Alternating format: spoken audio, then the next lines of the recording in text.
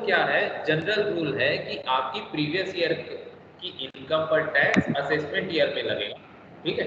लेकिन इसके कुछ एक्सेप्शंस हमने पढ़े, ठीक है, कल ही पढ़े। कितने एक्सेप्शन पढ़े हैं भाई? 1 2 3 4 5, कितने एक्सेप्शन पढ़े? हमने 5 एक्सेप्शन पढ़े कि उन 5 एक्सेप्शन में क्या होगा कि प्रीवियस इनकम पर टैक्स उसी प्रीवियस ईयर में लगा लेंगे, ठीक है। क्यों लगा लेंगे? रीजन क्या है कि उन बंदों को हम खोजने नहीं जा सकते अगले साल, ठीक है, क्योंकि वो कहीं चले जाएंगे, ठीक है। हम इनकम टैक्स डिपार्टमेंट उतना वेट नहीं कर सकता, ठीक है। सिचुएशन ही ऐसी है। तो कौन कौन सी सिचुएशन थी? पहली सिचुएशन थी income of non resident from shipping business, ठीक है। Income of non resident from shipping business, ठीक है। मतलब नॉन रेसिडेंट बंदा था, है ना, उसने क्या किया, शिपिंग बिजनेस करता है, तो वो इंडिया में आता है, माल चढ़ा करके लेकर के चले जाता है, ठीक है। वो वापस तो आएगा नहीं, तो इस वजह से जब वो यहाँ पर आता है, माल चढ़ाता है ना, तो उसी समय ही उसकी इनकम पर टैक्स कैलकुलेट करके उससे टैक्स वसूल लिया जाता है, ठीक है। और कितना इनकम मान लेते हैं, उसको जितना भी पेमेंट दिया जाएगा, ठीक है, उस पेमेंट का, है ना, उस टोटल कंसाइनमेंट का 7.5% क्या मान लिया जाएगा, इनकम मान लिया जाएगा, और उस पर टैक्स कलेक्ट कैलकुलेट करके कलेक्ट कर लिया जाएगा इनकम टैक्स डिपार्टमेंट के द्वारा, सर ठीक। दूसरा, हाँ जी सर एक बार फिर से रिपीट करिए ना, मैं डिस्कनेक्ट हो गई थी। हाँ, exception to the general rule, taxation of previous years income charge during that previous year, ठीक है। प्रीवियस ईयर की इनकम पर टैक्स प्रीवियस ईयर पर ही लगा रहे हैं, ये एक्सेप्शन है, ठीक है। पहला एक्सेप्शन है income of non resident from shipping business. Shipping business अगर किसी नॉन रेसिडेंट का है, रेसिडेंट का नहीं, किसका, नॉन रेसिडेंट का, है ना, तो उसकी इनकम पर टैक्स प्रीवियस ईयर पर ही चार्ज कर लिया जाता है, ठीक है। कितनी इनकम पर? उसके टोटल कंसाइनमेंट के अमाउंट का 7.5% इनकम मान करके उसके ऊपर टैक्स कैलकुलेट कर लेंगे, ठीक है। दूसरा था income of person living India, ठीक है। ऐसे पर्सन जो इंडिया छोड़कर जा रहे हैं उस पर्टिकुलर असेसमेंट ईयर में, या उस असेसमेंट ईयर में के जस्ट आगे पीछे वो लोग क्या कर रहे हैं, इंडिया छोड़ करके जा रहे हैं, ठीक है। तो उनकी इंडिया छोड़ने से पहले उनको पूरा टैक्स पटा करके ही जाना पड़ेगा, ठीक है। टैक्स पूरा पे करके ही जाना पड़ेगा, ठीक। फिर था income of an association of person और बॉडी ऑफ इंडिविजुअल, एओपी बीएमवाई, और an artificial judicial person formed for particular event और पर्पस, ठीक है। एओपी, बीओआई, ठीक है, आर्टिफिशियल जुडिशियल पर्सन, ये लोग यदि फॉर्म हुए हैं किसी पर्टिकुलर ऑब्जेक्टिव के लिए, और वो ऑब्जेक्टिव उस प्रीवियस ईयर में फुलफिल हो जाता है, तो जिस प्रीवियस ईयर में वो ऑब्जेक्टिव फुलफिल हो गया, वो बिजनेस कंप्लीट हो गया, उसी प्रीवियस ईयर में उनको क्या करना है, टैक्स कटा देना है, ठीक है। क्यों? क्योंकि अगले साल असेसमेंट ईयर में तो उनका बिजनेस एग्जिस्ट ही नहीं करेगा, तो इनकम टैक्स खोजेगी किसको, इस वजह से। चौथा पॉइंट था transfer of property to avoid tax, ठीक है। आपने अपनी प्रॉपर्टी किसी दूसरे पर्सन को ट्रांसफर कर दी, है ना, किसके लिए, टैक्स को बचाने के लिए, तो आपको उसी प्रीवियस ईयर पर ही क्या करना पड़ेगा, टैक्स बटाना पड़ेगा इनकम टैक्स डिपार्टमेंट। और पांचवा पॉइंट था ऑन डिसकंटिन्यूएंस ऑफ अ बिजनेस और प्रोफेशन, ठीक है। आपका बिजनेस या प्रोफेशन जिस प्रीवियस ईयर में डिसकंटिन्यू हो जाना है, तो जिस ईयर में आपका बिजनेस या प्रोफेशन डिसकंटिन्यू हुआ, उसी प्रीवियस ईयर में आपको क्या करना पड़ेगा, इनकम टैक्स पे करना पड़ेगा गवर्नमेंट को, ठीक है। तो ये हमने एक्सेप्शन देखे थे, ठीक है। अब इन एक्सेप्शन के बाद हम आगे देखेंगे कुछ और डेफिनेशंस, है ना, कुछ और कॉन्सेप्ट्स। तो हम पहले शेयर करता हूं मैं, कॉन्सेप्ट ऑफ इनकम देख लेते हैं। ये आपको पीडीएफ दिखाई दे रहा है? Yes sir.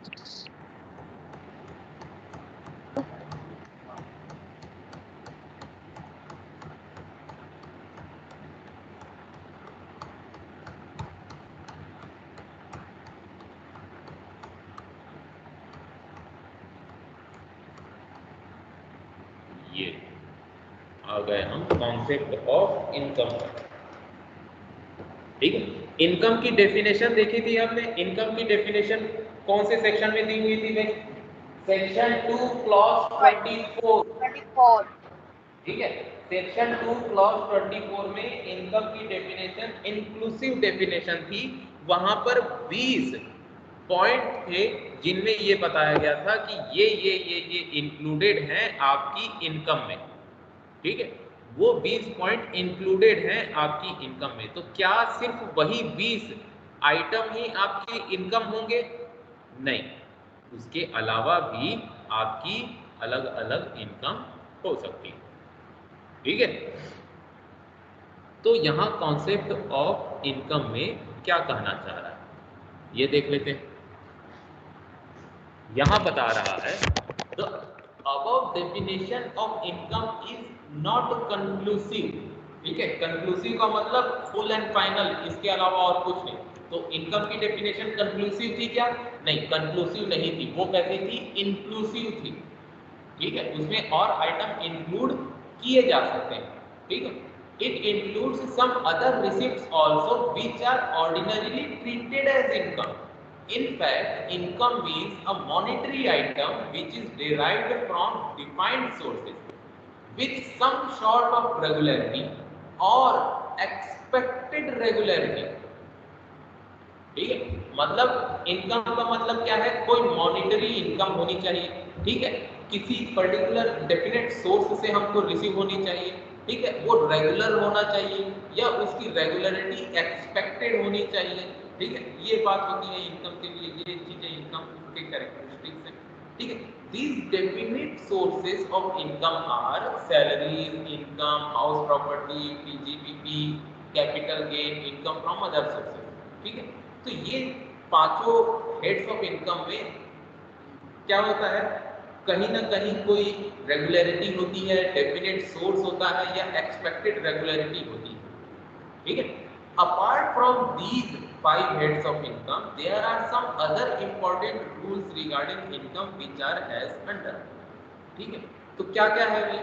पहला बोलता है कि there should be a definite source of income. ठीक है, इनकम होने के लिए क्या चाहिए? कोई डेफिनेट सोर्स होना चाहिए।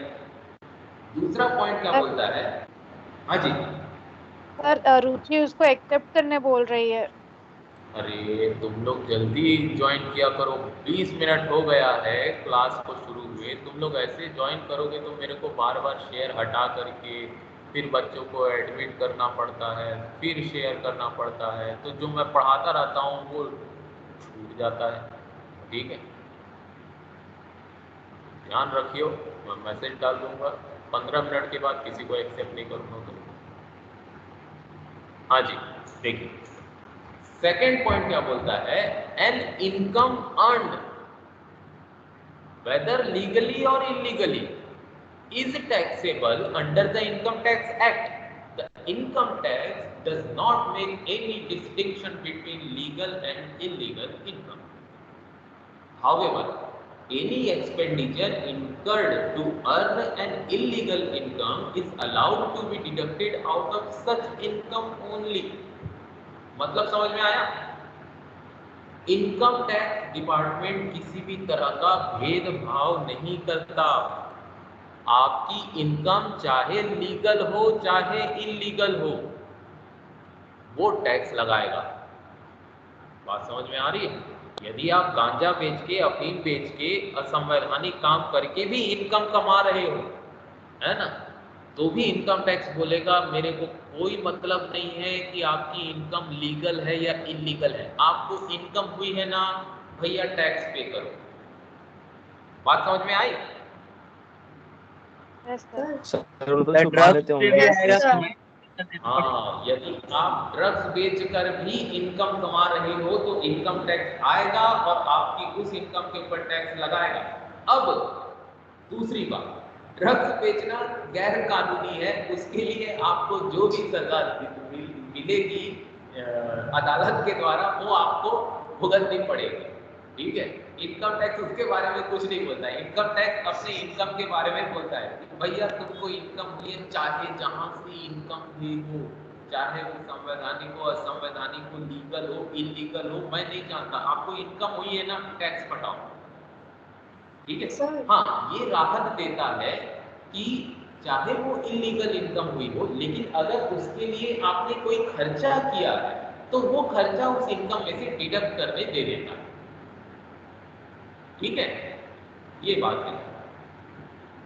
आगे बढ़ते हैं, थर्ड पॉइंट क्या बोलता है, it is not necessary that income should be received regularly and periodically, say weekly, monthly, quarterly. Lump sum received can also be income, provided it is income in view of other factors and considerations. ठीक है, मतलब ये बोल रहा है income tax act, ये बोलता है कि भैया इनकम होने के लिए रेगुलरिटी की जरूरत नहीं है। यदि वो इरेगुलर भी है, वीकली हो गया या मंथली हो गया या क्वार्टरली हो गया या पूरे साल भर का एक साथ मिल गया या फिर पूरे 2-3 महीने का एक साथ मिल गया, कोई दिक्कत नहीं है, वो हमारे लिए इनकम ही है, जैसा मिलेगा सब चलेगा, ठीक है। चौथा पॉइंट बोलता है income should be received from outside, ठीक है, और इनकम कैसा होना चाहिए, आउटसाइड रिसीव्ड होना चाहिए, इनसाइड जनरेटेड इनकम नहीं होना चाहिए। जैसे आपकी एक जेब में अगर 500 रुपए है, उसको आप अपने दूसरे जेब में रख लोगे तो आपकी इनकम बढ़ जाएगी क्या, आपकी इनकम बढ़ेगी क्या, आपके राइट पॉकेट में 500 रुपए है, उस राइट पॉकेट से उठा करके आपने उसको लेफ्ट पॉकेट में रखा, आपकी इनकम बढ़ी क्या, नहीं बढ़ी, ठीक है, क्योंकि ये इंटरनल चीज है, ये आप ही के पास था, बस जगह चेंज हुआ। लेकिन यदि आप कुछ काम करते हो और आपको कोई दूसरा आकर के पेमेंट देता है और उस पैसे को लेकर के आप अपनी जेब में डालते हो, तब आपकी इनकम बढ़ती है या नहीं बढ़ती, कोई दूसरा देगा तब आपकी इनकम बढ़ी, लेकिन आपके अपने जेब, एक जेब में से दूसरे जेब में जाने से इनकम नहीं बढ़ती, ठीक है। तो यहाँ पर वही कहना चाह रहा है कि इनकम रिसीव्ड फ्रॉम आउटसाइड, इसका एग्जांपल एक दे रहा है कि in an institution if the income from subscription from its member exceeds its expenditure on its members, the excess can not be treated as taxable income. देखो, मान लो आप सभी, ठीक है, कितने बच्चे हैं यहाँ क्लास में, मान लो 20 बच्चे अभी ऑनलाइन ज्वाइन, ठीक है, हम 20 लोग मिल करके एक ऑर्गेनाइजेशन बनाए, ठीक है, हम लोग मिल करके क्या बनाए, एक इंस्टीट्यूशन बनाए, और हम सब ने उस इंस्टीट्यूशन में क्या डाला, मेंबरशिप फीस डाली, ठीक है, 1000 रुपए सब लोग मिला करके एक इंस्टीट्यूशन बनाए, और उस इंस्टीट्यूशन में हमने आपस में कुछ काम किया, है ना, तो उसका खर्चा हो गया 15,000 रुपए, ठीक है, तो 5,000 रुपए बच गया, ठीक। तो इनकम टैक्स क्या बोल रहा है कि ये जो 5,000 रुपए बचा है ना, ये आपकी इनकम नहीं है, और इनकम है भी नहीं, क्यों, क्योंकि हम लोग मेंबर थे, हमने कुछ पर्टिकुलर काम करने के लिए आपस में पैसा मिलाया, वो काम किया और खर्चा किया, माइनस किया, जो पैसा बचा वो हमारी इनकम तो नहीं हो सकती, ठीक है। तो ये चीज बोल रहा है, हमको बाहर से नहीं मिला है, ये हमारा ही कंट्रीब्यूशन है, और हमारे ही कंट्रीब्यूशन का कुछ पैसा बचा हुआ है, मेंबरशिप फीस का पैसा बचा हुआ है, ठीक है, तो ये टैक्सेबल इनकम नहीं है, because the subscription was received from amongst the member themselves and excess represent the excess of income or expenditure incurred for their own benefit, ठीक है, और well-being सर्विसेज वगैरह के लिए, चैरिटी के लिए, hence this excess is not received from outside and will not be income. Similarly, excess over expenditure received by a club from facilities provided to members as a part of advantages attached to such membership is not taxable income. ये case law था CIT versus बाकी गुरु club limited, ठीक है। Fifth point क्या बोलता है, it is not essential that income must be received in the form of money, received in kind and service having money equivalent can also be income.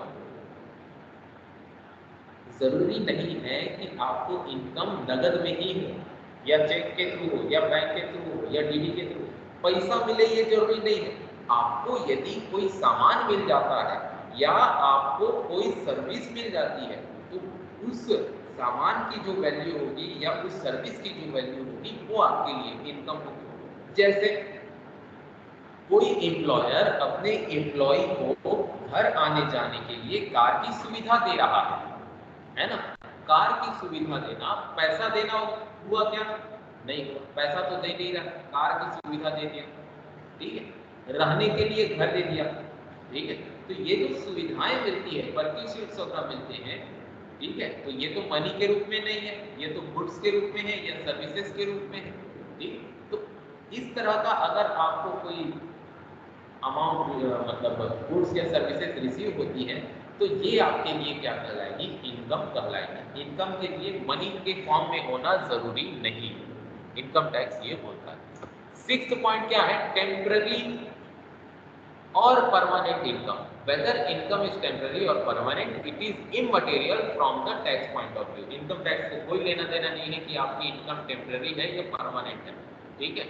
आप salaried person हो, आपने कोई ऐसा ही कमीशन का एक काम कर दिया है ना, तो उसमें आपको 50,000 रुपए की इनकम हो गई, ठीक है, तो उस इनकम पर आपको टैक्स देना पड़ेगा। इनकम टैक्स को आप ये नहीं बोल सकते भैया ये मेरा परमानेंट जॉब नहीं है, ये मैं ऐसे ही कर दिया तो मेरे को मिल गया, ना ना ना, इनकम टैक्स बोलेगा ना भैया ना, हमको कोई मतलब नहीं है कि आपकी इनकम परमानेंट है या टेम्परेरी है, हम आपको इनकम हुई है तो हम इनकम टैक्स लेंगे, ठीक है, यदि आपके ऊपर टैक्स लगेगा तो। आगे बोलता है seventh point, if an SSC has earned an income but has not actually received it will be treated as income of the SSC because he is entitled to receive it, ठीक है। आपके पास तुरंत पैसा नहीं आया कोई दिक्कत नहीं है, लेकिन अगर आपके पास ये अधिकार आ गया, ये आपके पास राइट आ गया कि वो आपकी इनकम हो गई है ना, तो उस इनकम पर आपको टैक्स देना पड़ेगा, ठीक है, क्योंकि आपके पास अधिकार आ गया। आप अभी नहीं तो कभी ना कभी तो उसको रिसीव करोगे, है ना, तो आपको टैक्स देना पड़ेगा, ठीक है। रिसिप्ट से कोई लेना देना नहीं है, ड्यू और receipt whichever is earlier का कॉन्सेप्ट इनकम टैक्स लगाता है जनरली, ठीक। आगे क्या बोलता है eighth point, reimbursement of expenses is not income, ठीक है। Reimbursement of actual travelling expenses to an employee is not his income, ठीक है। रीइंबर्समेंट ऑफ एक्सपेंसेस का मतलब क्या है? रीइंबर्समेंट ऑफ एक्सपेंसेस का मतलब है कि आपने कोई खर्चा किया है और उस खर्चे की भरपाई किसके द्वारा की जा रही है? एम्प्लॉयर के द्वारा या किसी और के द्वारा किया जा रहा है। तो वो जो खर्चे की भरपाई की जा रही है, रीइंबर्समेंट हो रहा है, वो आपकी इनकम नहीं होगी, ठीक है। जैसे मेडिकल रीइंबर्समेंट होता है, ट्रैवलिंग कन्वेंस का रीइंबर्समेंट होता है, ठीक है। तो ये रीइंबर्समेंट आपके लिए एक्सपेंसेस कहलाएगा, ठीक है, इनकम नहीं कहलाएगा, ठीक है, क्योंकि वो आपने अपने खुद के लिए या तो खुद के लिए किया होगा या तो ऑर्गेनाइजेशन के लिए किया होगा, लेकिन अगर वो रीइंबर्समेंट है तो उसको इनकम नहीं माना जाएगा। नाइन्थ पॉइंट है, where under a legal obligation a charge is created on income of a person, then to the extent of such charge it will be deducted from his income। अगर आपकी income पर कोई charge किया गया है, ठीक है, लॉ के द्वारा, लीगल ऑब्लिगेशन के थ्रू, तो उतनी इनकम को छोड़कर बाकी इनकम पर टैक्स लगेगा, ठीक है, कैलकुलेट किया जाएगा। 10th पॉइंट है, रिसिप्ट ऑन अकाउंट ऑफ धर्मादा गौशाला एक्सेट्रा इज नॉट इनकम, ठीक है। धर्मादा और गौशाला इन चीज़ों के लिए अगर आपको अमाउंट रिसीव हुआ है तो वो इनकम नहीं मानी जाएगी, इनकम टैक्स है बोल देते हैं, ठीक है। 11th पॉइंट है, pin money received by wife for her personal expenses and small savings made by a woman put woman out of money received from her husband for meeting household expenses is not her income, ठीक है। Papa mummy को घर चलाने के लिए पैसा देते हैं, ठीक है, मम्मी के खर्चे के लिए पैसा देते हैं मम्मी को, ठीक है, अगर मम्मी हाउस वाइफ है तो अगर मम्मी उस पैसे में से कुछ पैसा बचा लेती है तो वो मम्मी की इनकम नहीं होगी, ये बता, ठीक है, क्योंकि ये वही बात है, आपका पैसा एक जेब से दूसरे जेब में गया, ठीक है। तो अगर हस्बैंड अपनी वाइफ के खर्चे के लिए कोई अमाउंट पे करता है और उस अमाउंट से कुछ पैसा बच जाता है तो वो इनकम नहीं कहलाएगी, ये बोल रहा है इनकम टैक्स एक्ट, ठीक है। 12th point, disputed income. Any dispute regarding the title of income will not postpone or held up the assessment of such income. It will be taxed in the hands of the recipient of such income. ठीक है, अगर कोई income पर dispute है ना, मान लीजिए दो बंदे हैं जो आपस में भाई भाई, ठीक है, उनकी एक पैतृक संपत्ति है, ठीक है, एक बड़ा सा घर है, उस घर को किराए पर दिया गया है और उस किराए के घर से इनकम जनरेट होती है, किराया मिलता है, ठीक है। अब दोनों भाई के बीच में झगड़ा हो रहा है कि ये किराए की इनकम है किसकी, बड़े भाई की है कि छोटे भाई की, ठीक है। तो वो जो इनकम है वो अभी डिस्प्यूटेड है, तो इनकम टैक्स एक्ट बोलता है कि डिस्प्यूट होने की वजह से हम इनकम टैक्स को पोस्टपोन नहीं कर सकते, उस इनकम के ऊपर टैक्स तो पे करना पड़ेगा, ठीक है। कौन पे करेगा?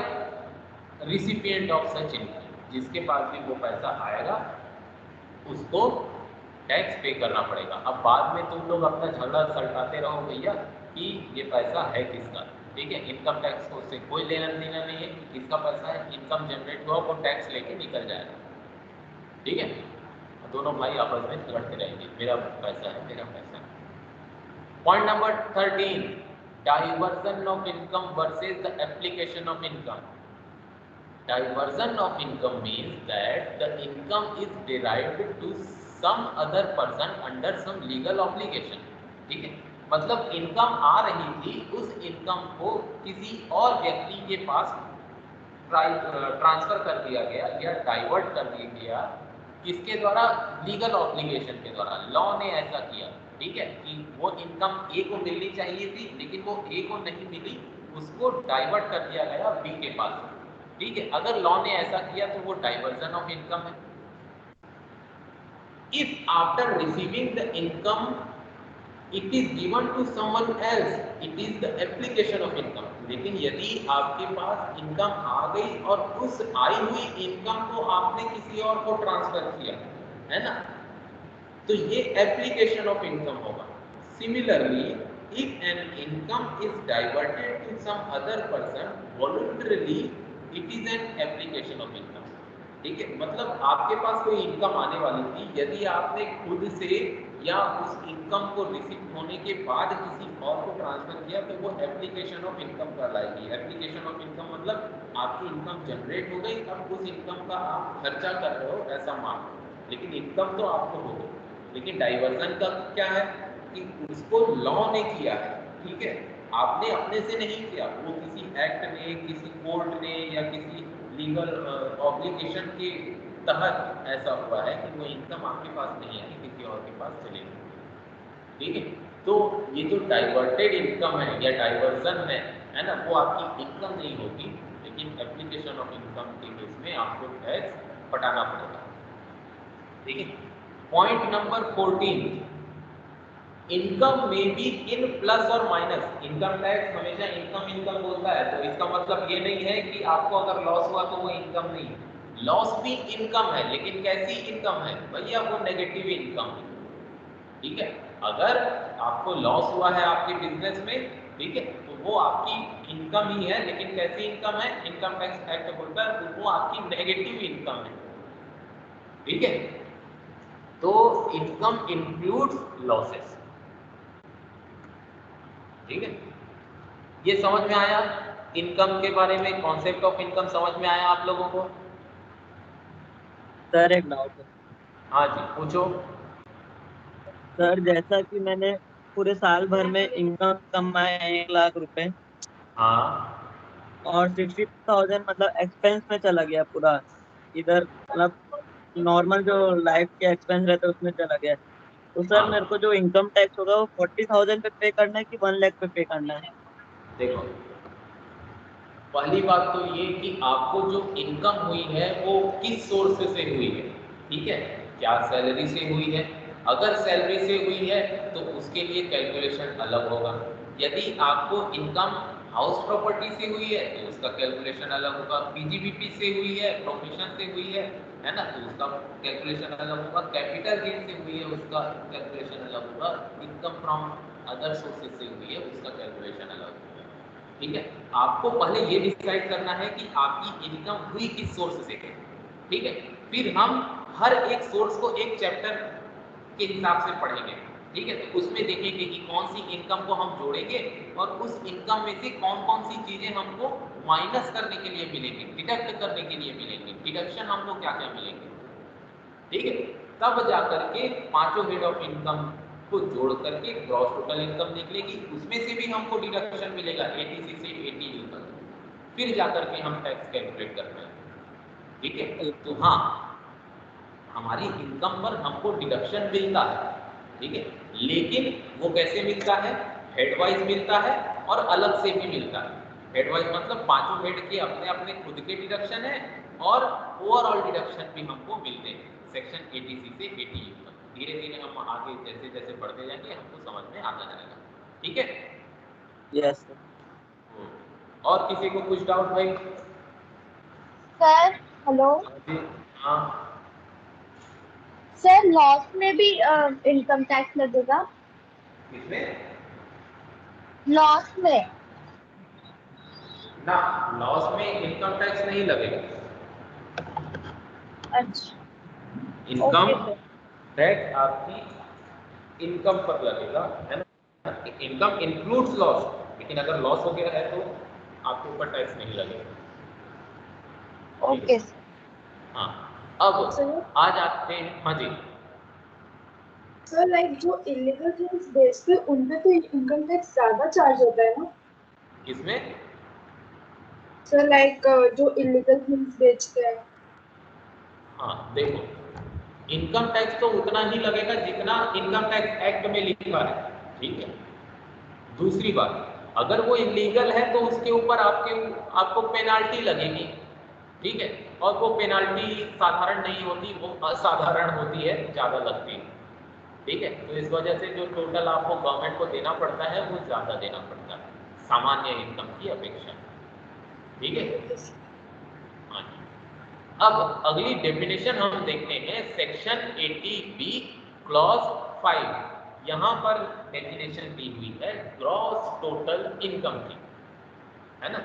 इसके बाद जो डेफिनेशन दी है वो सेक्शन 2 क्लॉज 45 टोटल इनकम की। हमने अभी तक पढ़ा कि इनकम टैक्स पर्सन की टोटल इनकम पर टैक्स लगाता है। ठीक है, और टोटल इनकम निकालने के लिए हमको पहले ग्रॉस टोटल इनकम निकालना पड़ता है। तो पहले ये देख लेते हैं कि ग्रॉस टोटल इनकम होता क्या है।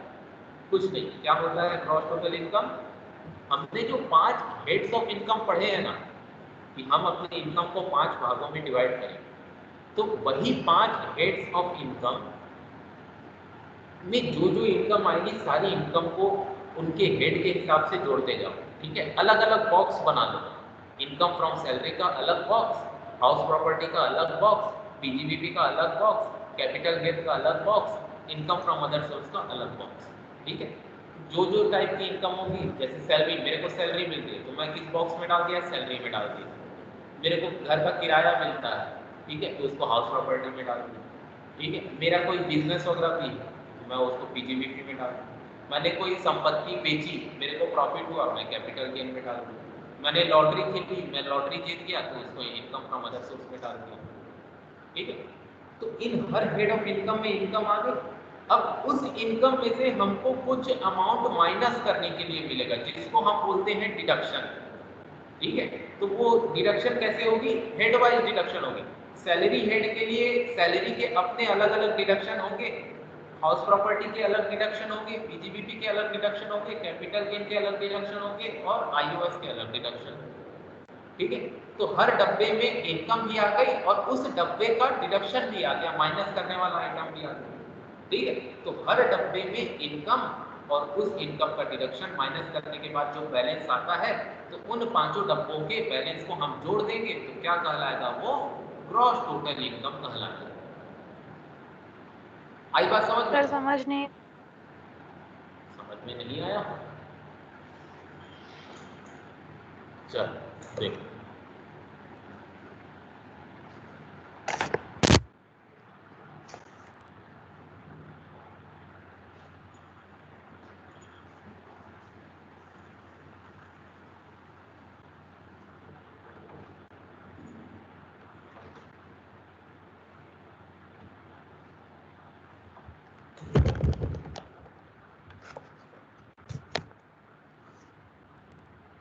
हाँ जी देखो, ये क्या बोल रहा है? Gross total income. ठीक है, सीधा सीधा दिखाई दे रहा है ना? Yes sir. हाँ सर दिखाई दिख दे रहा रहा है। है कि नहीं दे रहा? हाँ हाँ सर, हाँ दिखाई सर दे दिख रहा रहे दिख रहे। हाँ। तो ग्रॉस टोटल इनकम क्या बोल रहा है? आपकी जो 5 हेड्स ऑफ इनकम है ना, उसको जोड़ो। ठीक है, तो मैं क्या किया? पहले मैं लिखा सैलरी। ठीक है, दूसरा है मेरे पास हाउस प्रॉपर्टी। ठीक है, तीसरा है मेरे पास पीजीबीपी। ठीक है, चौथा है मेरे पास कैपिटल गेन। ठीक है, पांचवा है मेरे पास आईओएस। ये 5 हेड्स ऑफ इनकम। ठीक है, अब मान लो क्या, मैं मैथ्स में पढ़ाता हूँ। ठीक है, तो मेरे को साल भर सैलरी रिसीव हुई। ठीक है, मान लो 2,50,000। ठीक है, ये मेरे को सैलरी रिसीव हुई। ठीक है, मेरा एक घर है, मैंने उस घर को क्या किया है? किराए पर चढ़ा कर रखा है, और उससे साल भर में मेरे को 1,20,000 रुपए का किराया मिलता है ना? तो वो मैं कहाँ डालूंगा? इनकम फ्रॉम हाउस प्रॉपर्टी में डालूंगा। ठीक है, तो 1,20,000 रुपए कहाँ आ गया? मेरा हाउस प्रॉपर्टी में आ गया। ठीक है, मेरा कोई बिजनेस है मान लो, है ना, साइड बिजनेस मैं करता हूँ ऐसा। ठीक है, तो उस साइड बिजनेस से मेरे को टोटल जो रिसीव हुआ है वो 3 लाख रुपए का रिसीव हुआ है। ठीक है, मैंने कोई संपत्ति वगैरह नहीं बेची, तो इसमें मेरे को कोई इनकम नहीं है। ठीक है, मेरे पास संपत्ति नहीं थी, मैंने कोई बेचा भी नहीं, तो कोई इनकम नहीं थी, नील। ठीक है, अगर होगी तो उसको मैं डाल दूंगा। ठीक है, और आईओएस, मैंने एक लॉटरी टिकट खरीदी थी। ठीक है, और लॉटरी टिकट खरीद कर मेरे को लॉटरी में विनिंग हुई, मैं लॉटरी जीत गया। ठीक है, और मेरे को बम्पर इनाम मिला कितने रुपए का भाई? 50,000 रुपए। चलो तो 4 लाख। 50 लाख। चलो, 1 करोड़ बोल दो। ठीक है, मान लो तो 10 करोड़। 50,000। हाँ चलो 10, और जीरो बहुत सारा लगाना पड़ेगा, 50,000 को। तो 50 लाख अच्छा था।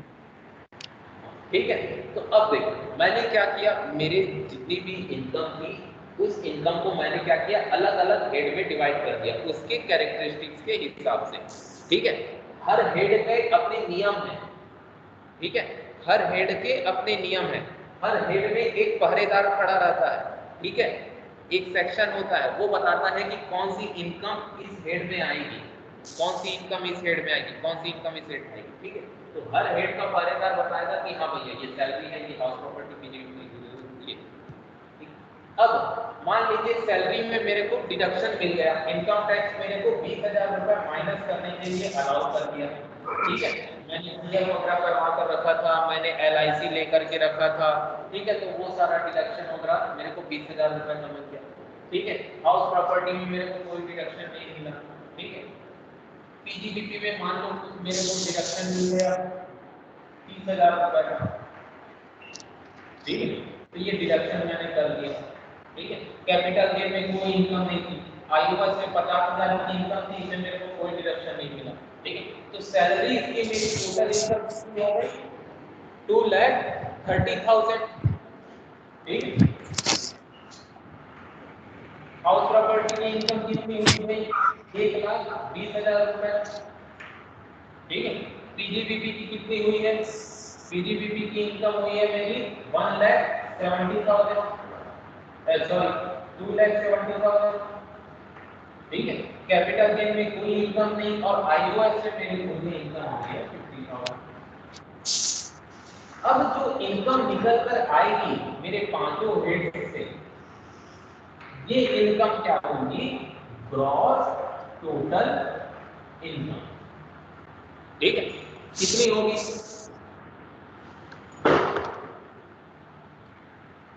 ग्रॉस टोटल इनकम 6,70,000 6,70,000, ठीक है। सर हाँ सर। 6,70,000, ठीक है।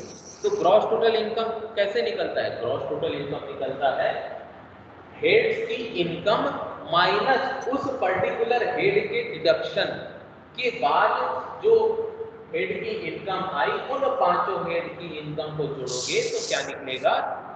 ओए नीचे दिखाना पड़ेगा, ये तब निकलेगा ग्रॉस टोटल इनकम, ठीक है।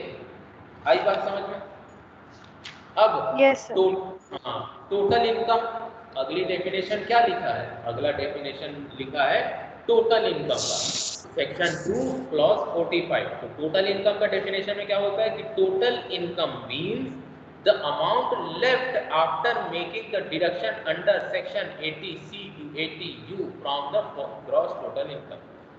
इस इनकम में भी मेरे को डिडक्शन देता है इनकम टैक्स एक्ट 1961, ठीक है। किस किस तरह के डिडक्शन, वो पूरा एक बड़ा सा चैप्टर है, उसमें हम पढ़ेंगे।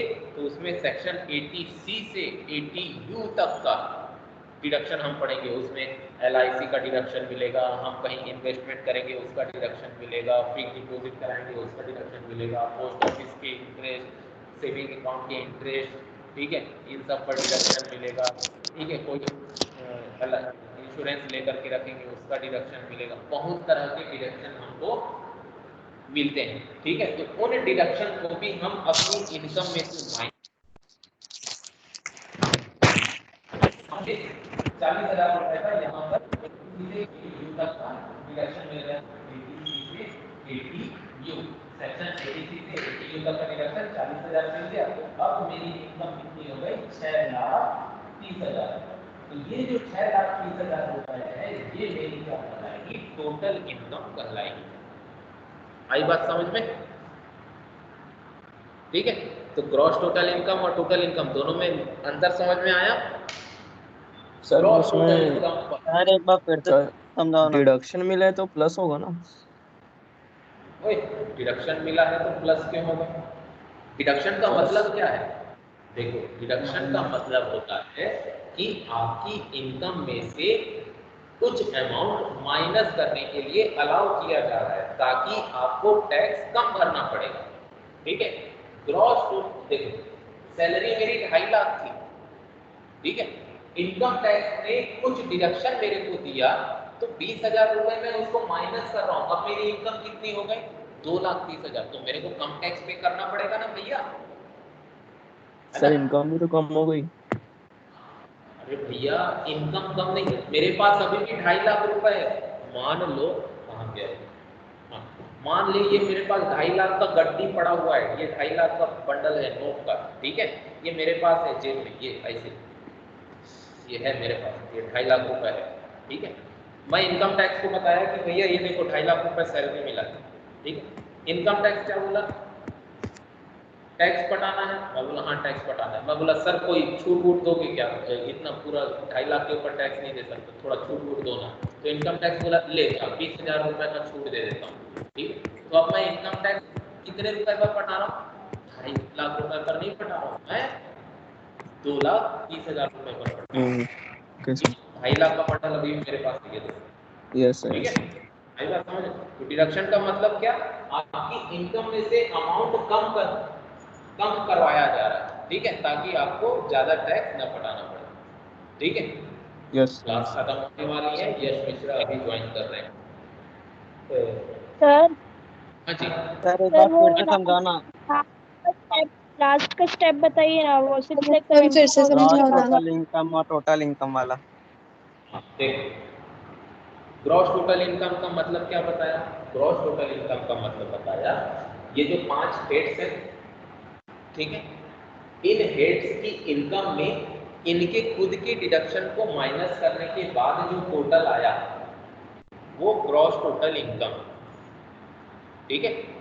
सैलरी का इनकम माइनस सैलरी का डिडक्शन, हाउस प्रॉपर्टी का इनकम माइनस हाउस प्रॉपर्टी का डिडक्शन, पीजीबीपी का इनकम माइनस पीजीबीपी का डिडक्शन, कैपिटल गेन का इनकम माइनस कैपिटल गेन का deduction, income from other source का income minus income from other source का deduction.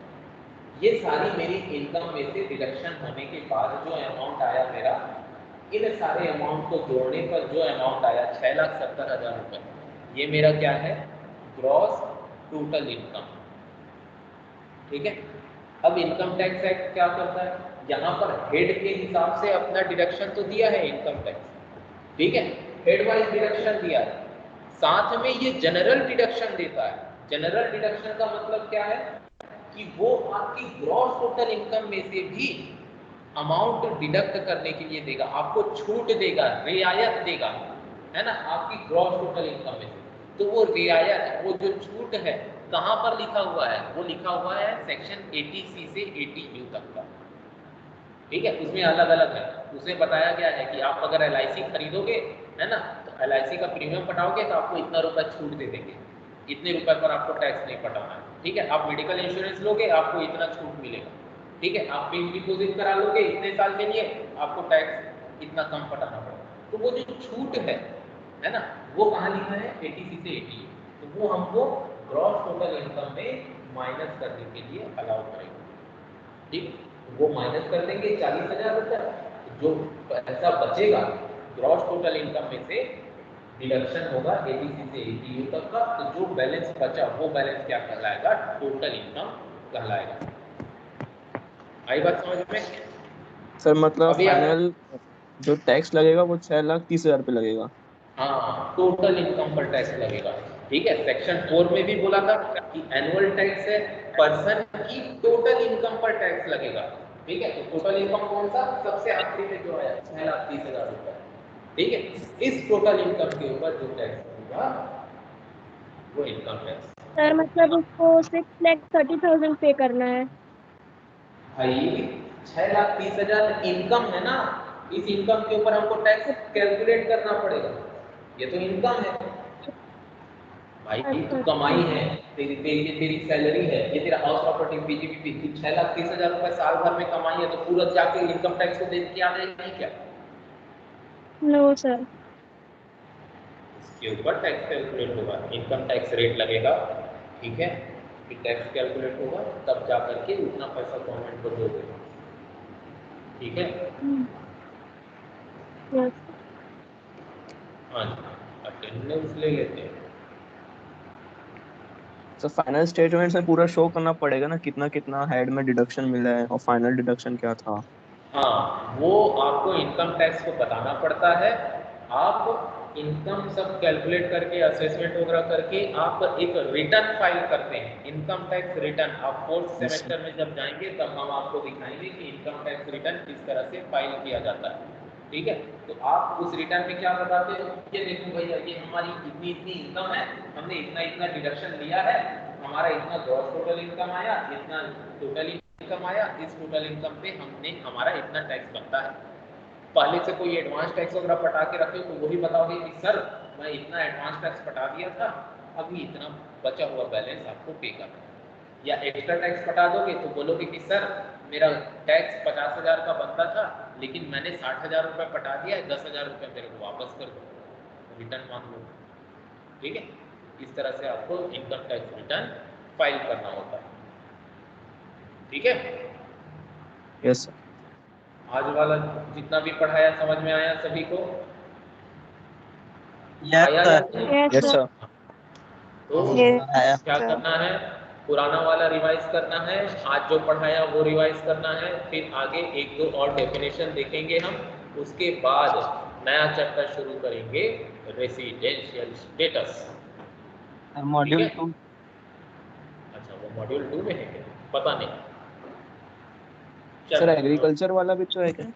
हाँ, एक एग्रीकल्चरल है, तो देखेंगे या तो एग्रीकल्चरल इनकम या तो फिर रेसिडेंशियल स्टेटस, दोनों में से कोई भी एक उठाएंगे और आगे बढ़ेंगे। ठीक है, चलिए पढ़ते रहिए, रिवाइज करते रहिए, और जब बुक आएगी तो मैं बता दूंगा कि भैया बुक आ गई है, ये वाला बुक ले लेना। ठीक है, अभी हाइपर होने की जरूरत नहीं है, जो नोट्स दे रहा हूँ उसी से पढ़ो। ठीक है सर ठीक है सर। सर क्लास रिकॉर्डिंग जो आप कर रहे हैं वो कब मिलेंगे हमको? हाँ देखिए, हाँ एक जरूरी बात, आप लोगों की आईडी बन करके आ गई है। कौन सी आईडी? मैथ्स, ये सॉरी, टीम्स वाली आईडी। ठीक है, माइक्रोसॉफ्ट टीम्स। अब वो आईडी हमको इंडिविजुअल आप लोगों को देनी पड़ेगी। ठीक है, क्योंकि मैं एक साथ ग्रुप में नहीं डाल सकता। क्यों नहीं डाल सकता? अब मान लो कीर्तन की आईडी को कुलदीप कुछ के कुछ दूसरा कर दिया, ठीक है, password yes sir, yes sir, हो सकता है। कीर्तन तो खोजते रहेगा और कुलदीप यहाँ कीर्तन का आईडी को कुछ कुछ कर दिया, है ना? ऐसा नहीं होना चाहिए, जिसकी आईडी है उसी को ही देना चाह रहे हैं। तो एक तरीका ये है कि आप अपनी